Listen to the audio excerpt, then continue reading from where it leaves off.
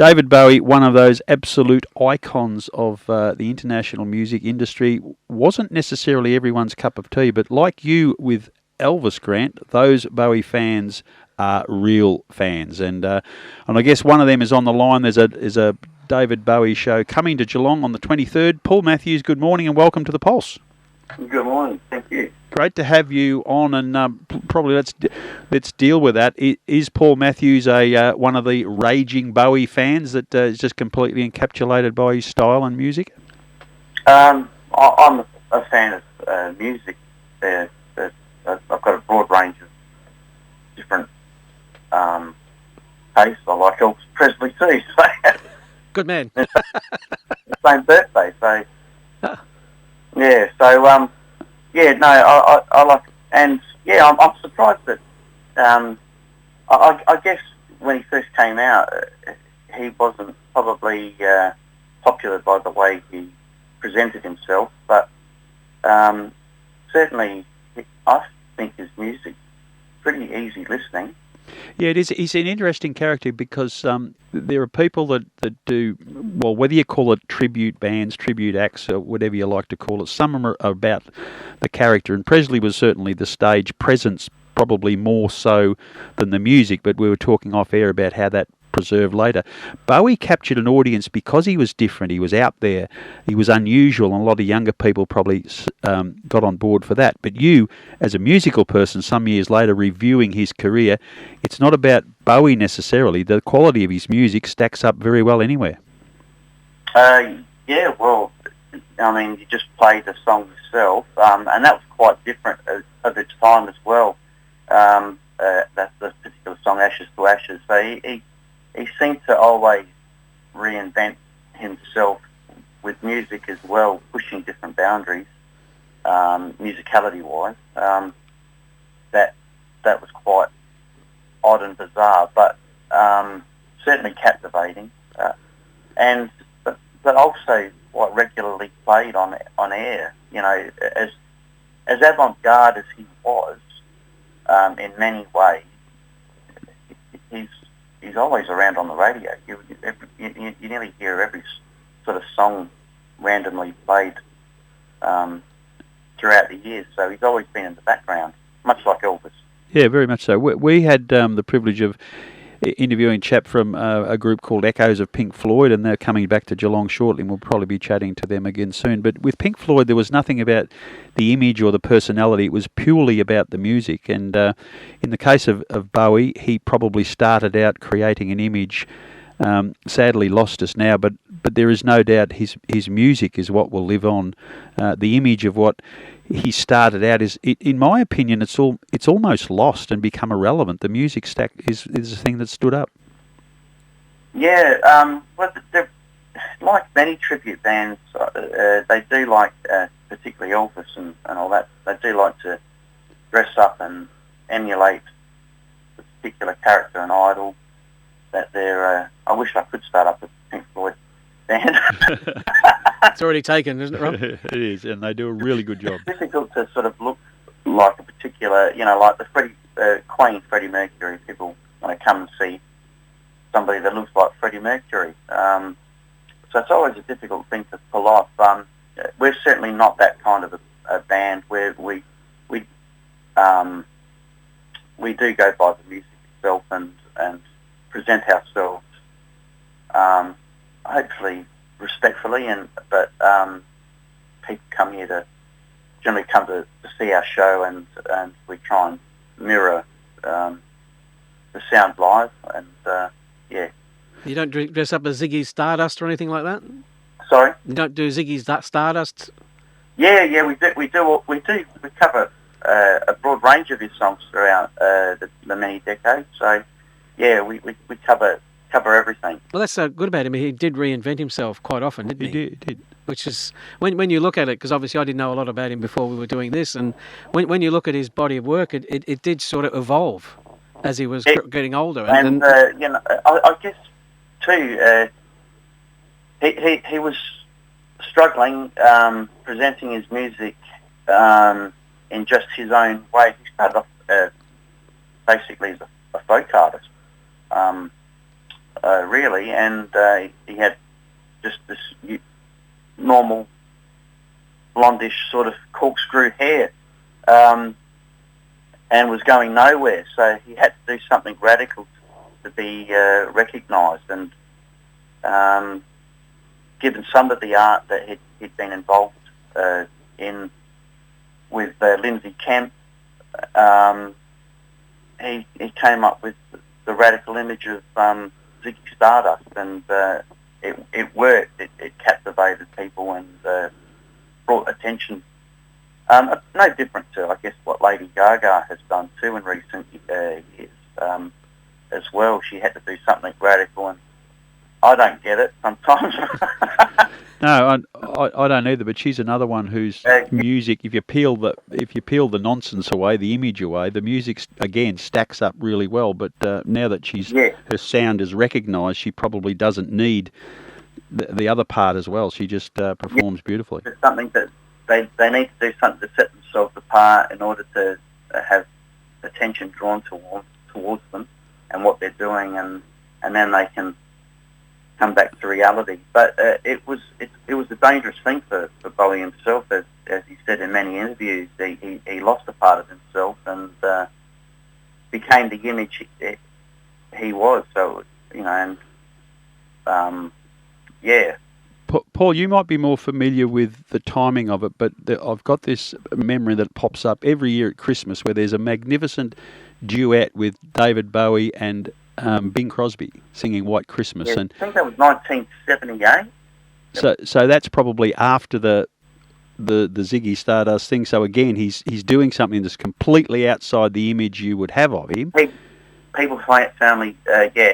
He reached into the home screens of many people throughout America and the world with that, and people saw a new insight into him because he got to touch a lot on his own home life, and I think he even mentioned his son, and a bit about his private life before they went into that song. It's such a beautiful rendition too. Yeah. That's another thing about the quality of himself as an artist. Yeah. Yeah. Actually, I was reading he's got a good connection to Australia as well. And that what was the film clip that he did out here? That I did see you were playing at a festival. Ah, yes. I've got a friend that actually featured on that film clip and in the background too. Yeah, that was Let's Dance. Let's Dance, that's right. Yeah, we did a show in Corinda just last year. It's the 40th anniversary of that particular song being released, so it was quite a surreal moment to be playing in that Corinda pub too on the Sunday after we did the big show on the Saturday night. And the pub was absolutely packed. There was no room, and it was just standing room alone. And yeah, I saw some of the footage on your website there. It looked absolutely amazing. It was fantastic. Everyone was just there to have a good time and to celebrate his music. And yeah, it's certainly going to be a memory of a lifetime for me to be there. I've never been to Corinda before, so it was a great experience. And to get through, because we were earmarked to perform there since 2019, and then something occurred. I think Jeff Duff ended up playing that particular year, and so we were sort of on the promise of the following year, and then the following year it was COVID, and so the town had been hit with COVID for a couple of years, and then of course the floods. And finally, when we finally got our chance, you couldn't pick it better. It ended up being his 40th anniversary. So it just worked out great for us, despite anticipating to be playing there much sooner. But yeah. Paul, tell us a bit about your own personal musical journey. How long ago did you realise that this was your passion, and then how did it become a career for you? Well, it's still no career, and it still is it still is a passion, more so than a career. I certainly don't make any living out of it. I wish I could, but I've always enjoyed music from a young age. I've loved bands like America and all sorts of songwriters like Bob Dylan as well, and so I've always had this passion for songwriting and songs that are highly emotive, like Hot Chocolate Emily, and songs that really know how to reach in and grab and tell a story. So I started off initially in original music, and I've got an original band called Triptych Pulse,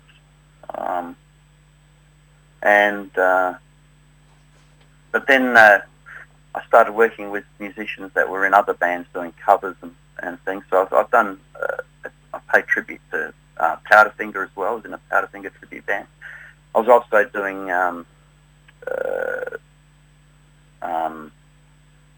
the British Invasion. We were called The Invasion, which covered the 60s British music, and we squeezed in a bit of Aussie as well with the Easy Beats. And they were great times, and that was a great little band. And from then, I started delving more into doing covers, and because the shows just ended up being a lot bigger and a lot better, and then playing to a lacking crowd, doing originals, maybe my songwriting ain't. Yeah.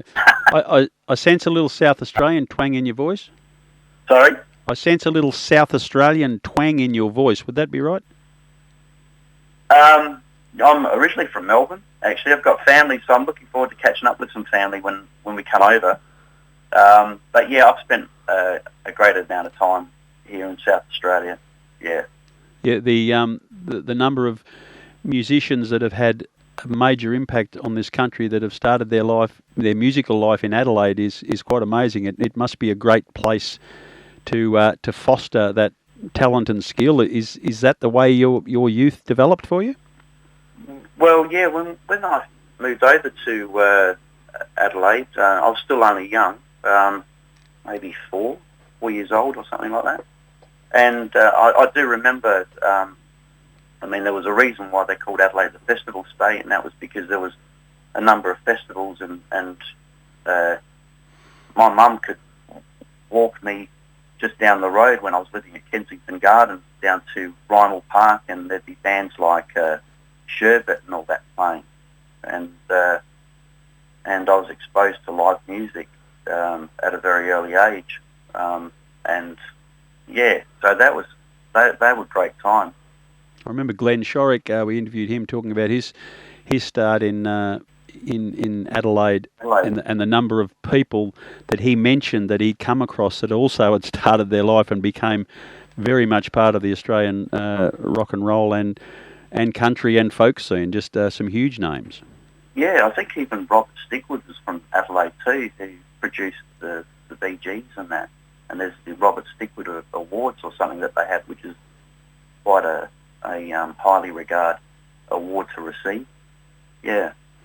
Now, that's good. You're coming to our town, 23rd of February at the Sphinx. There's been a lot of really good music pumped out of that joint over many, many years, so the environment's good. The crowd's almost ready-made, and I reckon out that northern suburbs of Geelong, there'd be a few Bowie fans. Grant, what do you reckon? I've been to the Sphinx for a few shows, and I can always think that if you want to go, get your tickets quickly because it'll be a fantastic night.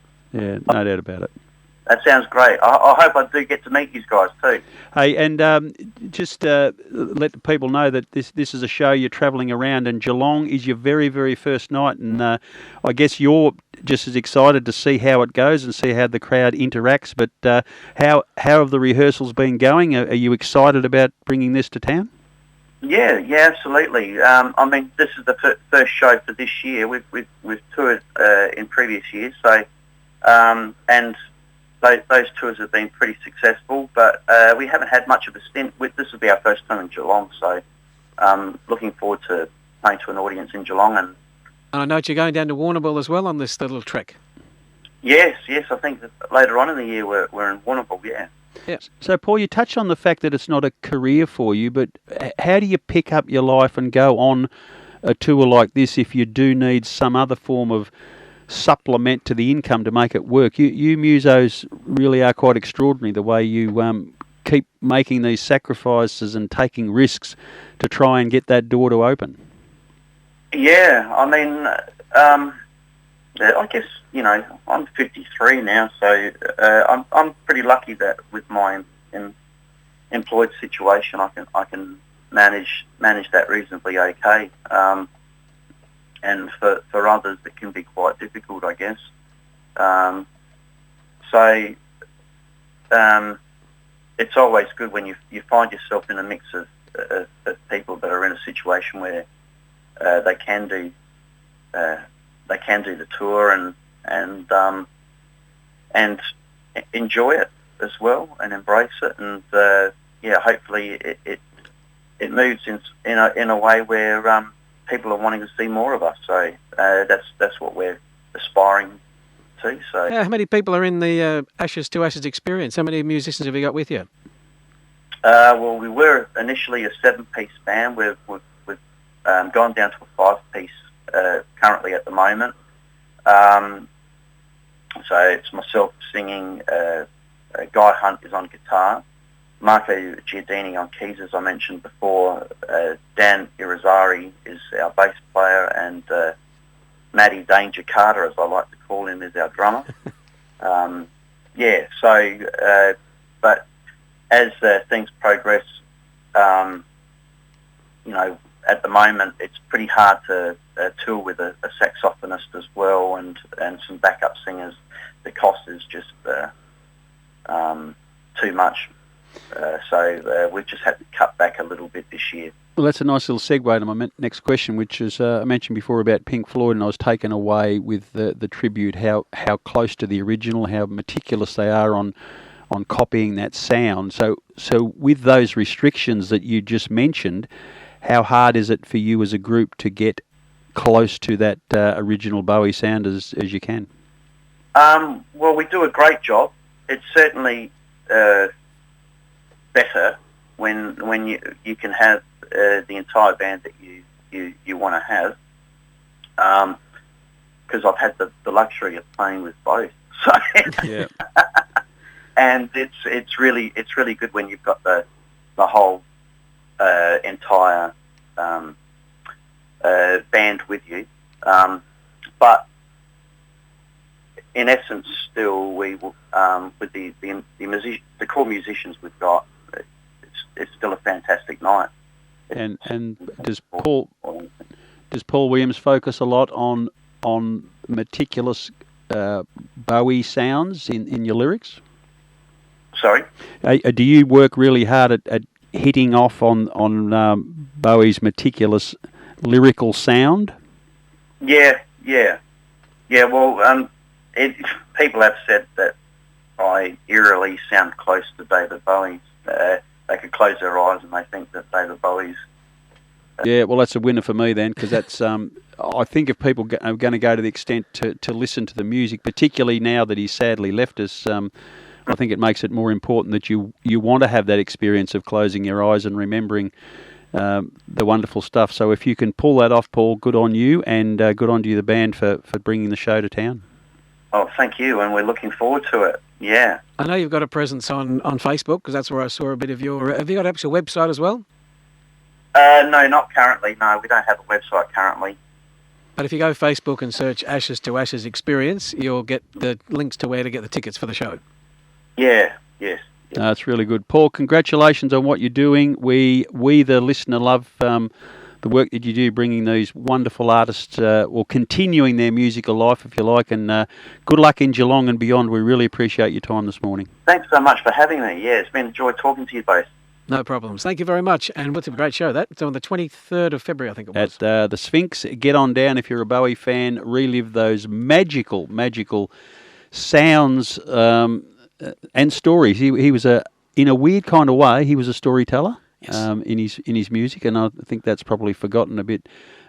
Some people can't get that original Ziggy Stardust image of Bowie out of the mind. But if you put that aside and again just listen to the music, the sound, the stories, he was a wonderful, wonderful artist. Well, 23rd of February, Spinks is the place to be.